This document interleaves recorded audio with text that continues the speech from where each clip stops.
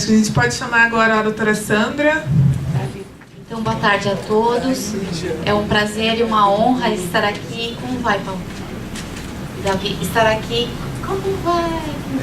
Não, mas é tantas pessoas queridas, é muita honra e um prazer enorme mesmo. E eu gostaria de agradecer especialmente as pessoas dos doutores, o Davi Failde, o Paulo Varenga, o Marcelo e a Regina, o Bocuí, Carlos Bocuí, que fizeram parte desse movimento para a organização desse evento com essa temática importante nessa Semana de Direitos Humanos, né? E é uma honra estar integrando todo esse movimento de mobilização com vocês. Eu tenho aqui nos meus 20 minutos, não repara que eu vou passar correndo, porque são muitos slides, tá? E eu vou pedir para vocês até levantarem a mão, porque eu funciono melhor se tiver debate, tá? E eu gostaria de mostrar um pouco aqui, principalmente eu gostaria de saber quem não é da área jurídica, por favor, se puder levantar a mão. Pois é, então. Uma salva de palmas para quem não é da área jurídica. Porque nessa tarde, nesse momento, nessa palestra, eu vou ter que fazer uma ligeira incursão, né, sobre o aspecto jurídico, mas no intuito de nivelarmos conhecimento, de compartilharmos entendimentos jurídicos para nos posicionarmos em questões importantíssimas em março de 2018, especialmente, tá? Então, o que nós vamos focar aqui? Como espinha dorsal, a jurisprudência no Brasil sobre transposições, e especialmente sobre água como bem de uso comum do povo. Depois eu vou mostrar por quê nesses temas. E sempre à luz dos riscos ambientais. E demonstrar se esses julgados dos nossos tribunais têm tido uma eficácia social, tá? E aí, o contexto, eu acho que não precisa nem dizer, já é bem sabido, né? Enfim, do quanto o nosso bem, água, é importante para a vida, né? É um recurso vital, porque nós estamos falando, na verdade, aquela fala que todo mundo fala, nós temos 12% de água doce do planeta aqui no Brasil, mas os 12% ninguém fala que é daqui, ó, desse vermelhinho aqui, desse 0,63% de água no mundo, tá? São 12% disso aí. E desses 12%, considere que 50% está na Amazônia. Ou seja, os outros 50% dos 12% daquele trechinho vermelho, tá? É o que nós temos, vamos dizer assim, à disposição. Mas isso, água. Agora, qual que é o bem que nós estamos falando? Qual que é o bem de direito humano fundamental? É a água de qualidade. Então, no final, quantos 0,00000% de qual é o bem, a quantidade desse bem que nós estamos falando, que é a água potável, tá? E que considera, logicamente, outros fatores, como a saúde pública, a questão dos impactos, a questão da tecnologia, a questão dos agrotóxicos, as questões, relacionadas, uso e ocupação do solo, relacionadas com a gestão hídrica e que normalmente não são vistas de forma adequada e integrada para uma verdadeira análise de capacidades de suporte numa bacia hidrográfica. E aí, começando a centrar essa questão, do que nós estamos falando? Nós estamos falando de um aspecto da Agenda 21, tá?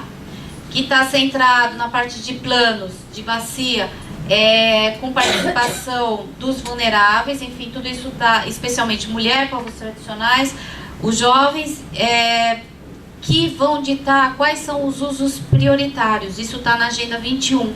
E o acórdão, aí não dá para ver aqui, mas o acórdão 2462 de 2009 do Tribunal de Contas da União acabou emitindo uma recomendação oficial para que os gestores realmente atuem nessas questões desse aspecto da Agenda 21. Só que no Brasil, no entanto, só 50% está coberto por planos de bacia. Então nós temos um déficit de 50% de falta de planejamento no tema.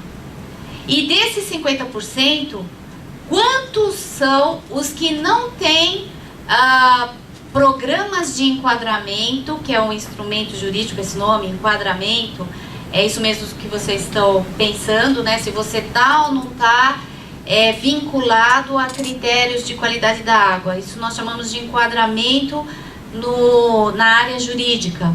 E quantos são os planos no Brasil que não prevêem metas de qualidade da água de curto, médio e longo prazo para o enquadramento qualitativo dos nossos corpos d'água? Uma estatística assim por baixo que nós fizemos no MPF, no GT Águas, no qual eu integrei por 10 anos e dos quais 5 eu fui coordenadora, por baixo só 10% dos planos existentes tem programas de enquadramento e qualidade da água. Ou seja, vamos somando aí nessa nossa lista e vamos chegando no ponto jurídico que nós estamos tentando proteger. De que água nós estamos falando? Nós estamos falando de água potável, água de qualidade. É essa água cujo acesso é garantido como direito humano fundamental pela ONU, tá certo?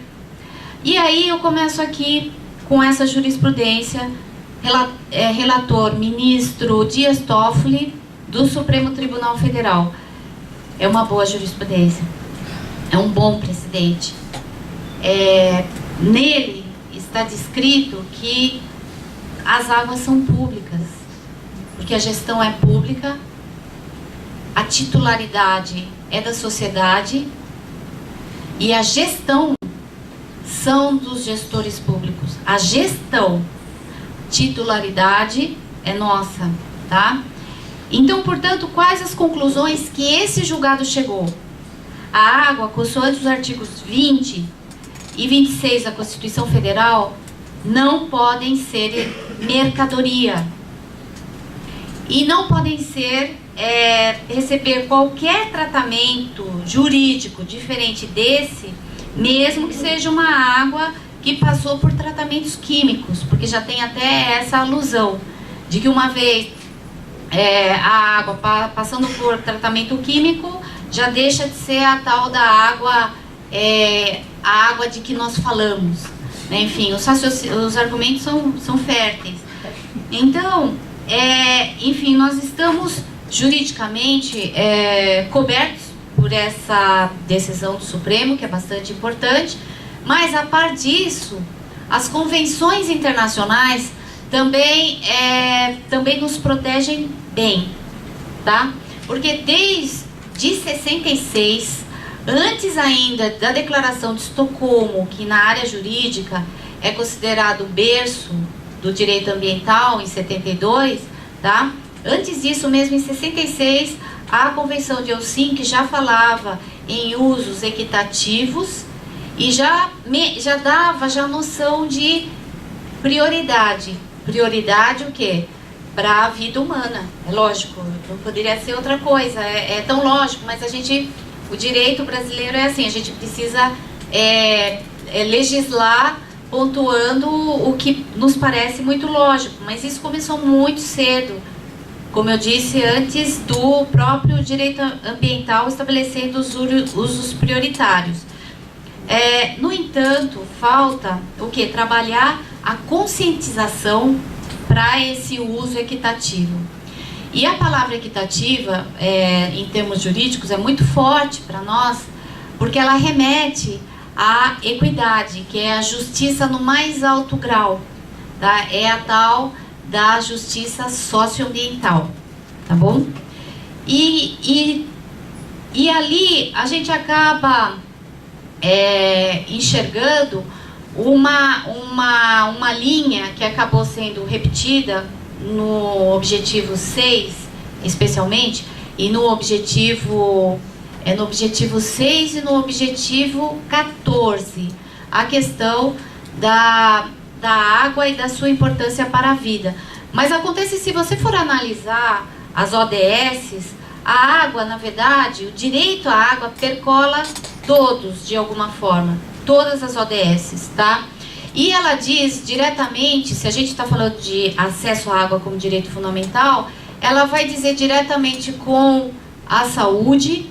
Então, a OMS precisa, e todos os guidelines da ODS precisam estar antenados com o da Organização Mundial da Saúde e também com o World Economic Forum, tá? Com as questões econômicas. E tudo isso está na Agenda 21. É a Agenda 21 que pauta toda essa articulação aqui das ODSs com os outros parâmetros, tá? Até aqui, quem não é da área jurídica, por favor, tem alguma pergunta? Começa tudo de novo que eu não entendi nada. Tem algum nó, alguma questão? Então vamos para frente. Porque agora nós vamos olhar para a ONU. Como que a água ela foi recebida e tratada, né, nas Nações Unidas, tá? Todos sabem, ou assim, saberão, que em 2010 houve aquela resolução, enfim, declarando o direito à água potável e ao saneamento. Mas esse direito, na verdade, ele veio todo protegido com outras, digamos, qualificadoras jurídicas. Quais qualificadoras? Porque não é qualquer água, não é a água segura que se falava lá em 66, é água potável. A água potável é aquela, no grau máximo, é aquela que é a água é mais do que segura, né? É aquela água com dignidade, tá? Então, é a água digna que queremos, tá certo? Então, qual é a água digna que queremos? É aquela água, enfim, que passa por uma política que é uma política conjunta de gestão que engloba o adequado tratamento de esgoto, que engloba drenagem de águas fluviais, que engloba políticas de coleta de resíduos, tá? Enfim, é essa a água digna que nós estamos falando e é esse conceito jurídico que em 2010 a ONU quis trazer. Certo? Só para seres humanos? Seres humanos e animais. Tá bom. Tem sedentação, Que aqui não consta, né? Não consta, mas é porque o conceito, na verdade, ecológico e antropológico, assim, para o direito, a gente já ultrapassou, no sentido de que o elemento hidrológico, o correto é falar em hidrologia. O conceito hidrológico, conceito jurídico da hidrologia, é de que é uma coisa só. Então, ainda que você não fale socioambiental, você não está errando, você só fala assim, gestão ambiental. Ah, mas não, o correto é socioambiental. Falou, não, eu acho que você que está um pouco desatualizado, porque justiça ambiental já pressupõe o sócio, tá certo? Tudo uma coisa só, integrada, correto? Então, muito obrigada pela pergunta.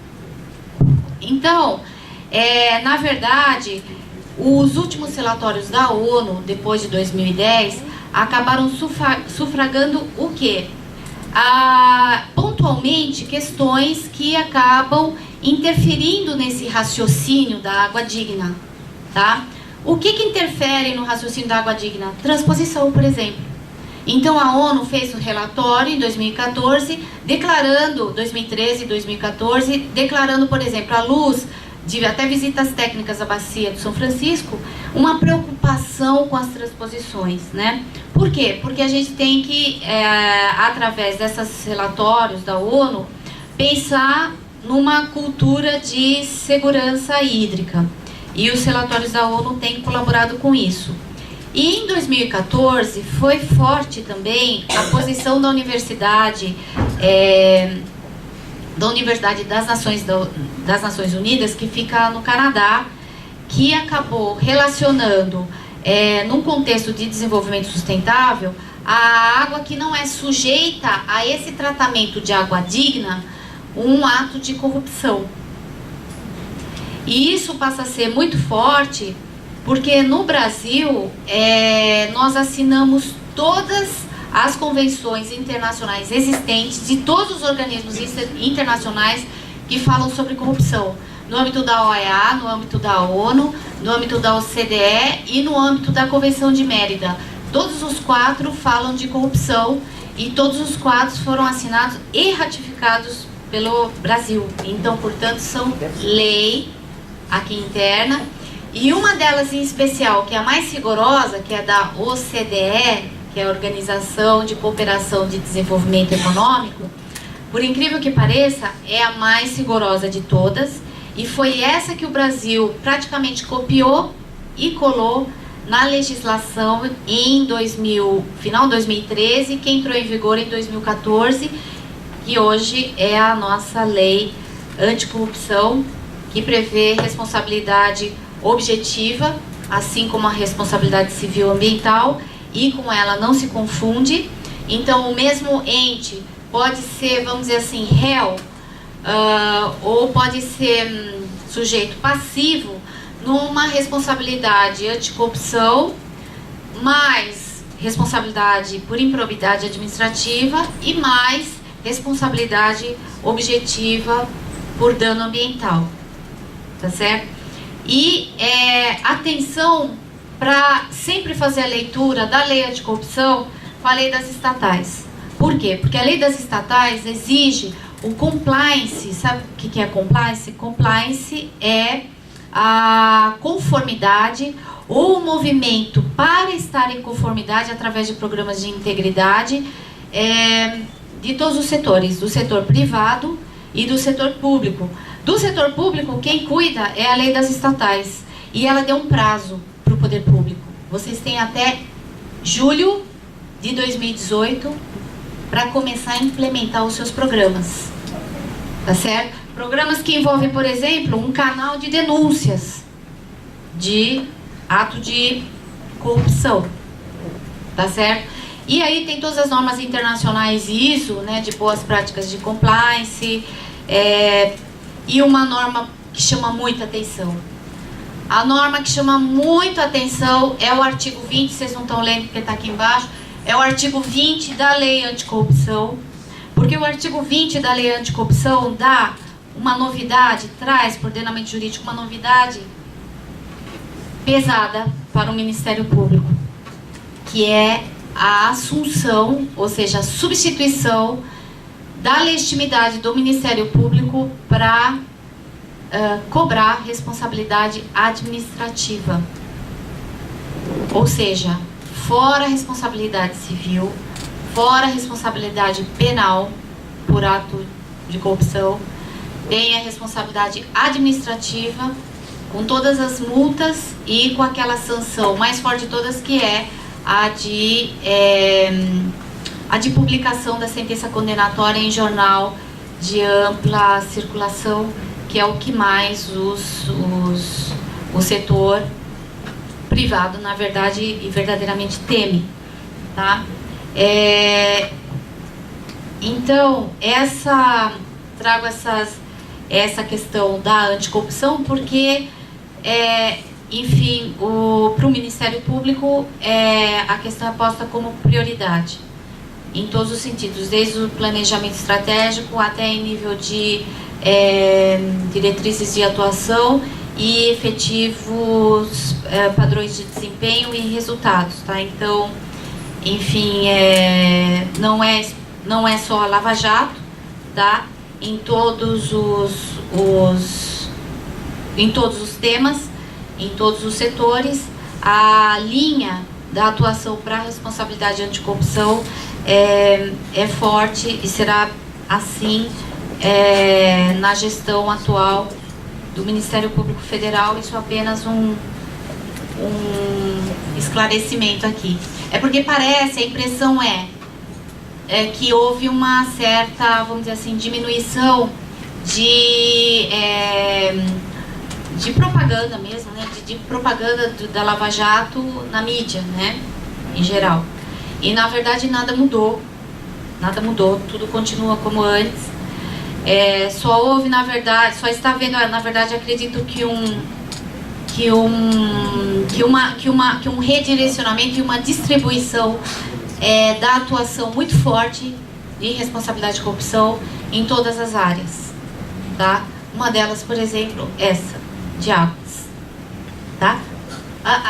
Desculpa, Paula, ela perguntou, estava... Então, eu não sou da área, mas me diz uma coisa, a partir dessa data aí, de 2018, o que vai mudar? É essa visibilidade do que o Ministério Público vai dar a esses problemas então, de corrupção? Eu não entendi o que vai mudar. O que vai mudar é que, por exemplo, na verdade já o poder público já está mudando, né? Desde 2010, o Ministério Público Federal, na verdade todo o MPU, né? MP Militar, MPT do Trabalho, né? Todo o MPU está trabalhando em cursos de capacitação desde 2010 para o tema, tá? E fora isso, eu não trouxe aqui, eu ia trazer comigo, mas ficou... Nós temos livros, manuais de atuação de membros do Ministério Público na questão anticorrupção. E compliance e mediação, tá?